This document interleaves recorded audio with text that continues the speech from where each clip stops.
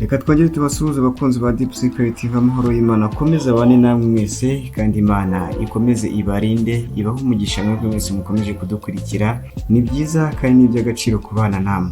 Umusore w'imyaka 20 witwa Shurudia Hitimana yarasiwe mu murenge wa Kanzenze mu kagari ka Nyamirango mu mudugudu wa Rubara ho mu karere ka Rubavu mu rukerera rwo kuri uyu wa gatanu tariki 22 Ukwakira 2021.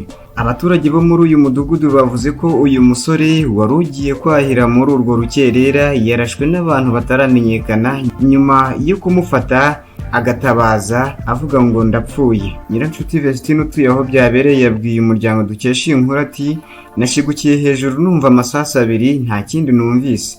Byari mu rukerera ariko ntabwo nibuka neza amasaha. Ntabwo twahunze ahubwo ubwoba bwahise butugeraho, ntabwo twamenye ibyo ari byo, ntabwo turanamenya uwabikoze. Ntabwo hakundaga kubera urugomo uretse abashumba bakundaga kurwana. Uwitwa Nikuze Ariete utuye mu mudugudu wa Gasizi muri uwo murenge wa Kanzenze nawe yavuze ko uyu musore bakundaga kwita Shurudia yarashwe mu rukerera. Yagize ati, hari nka saa 10:55 kuko nashidukiye hejuru ndeba ku isaha, numvishe umuntu atabaje ngo mumbabarire, ijwi ryo sinari narimenye.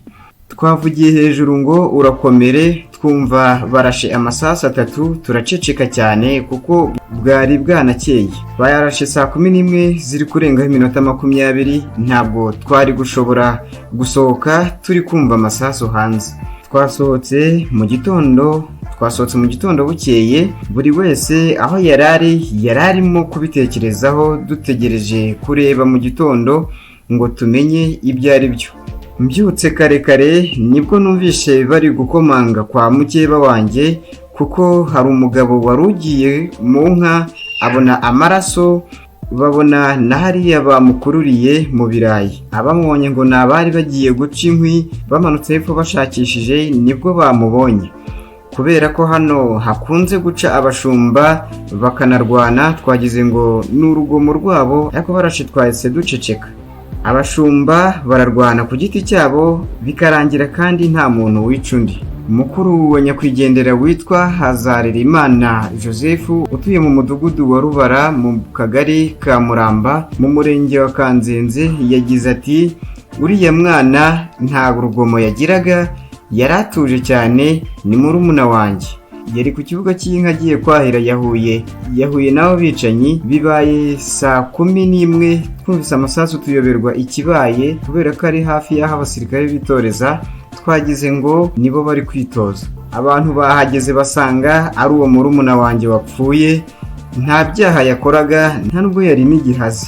Ntabwo turamenya ngo ni iki cyabaye, yari umwana muto w'imyaka 20, nta kibazo yari afitanye n'abantu. Icyo dusaba ubuyobozi nuko bakurikirana iki kibazo bakamenya icyo mugenzi wacu yazize. Batabikurikiranye ejo hapfa n'undi, n'ejo bundi hagapfa undi, bigakomeza gutyo. Urugomo rwo rwahabaga ariko ntabwo bicishaga abantu imbunda. Reka rero tubashimiye gukomeza kubana na Deep Secret TV. Imana ikomeze ibahe umugisha kandi ndabashimiye cyane. Imana ibarinde kandi ibahire muri byose.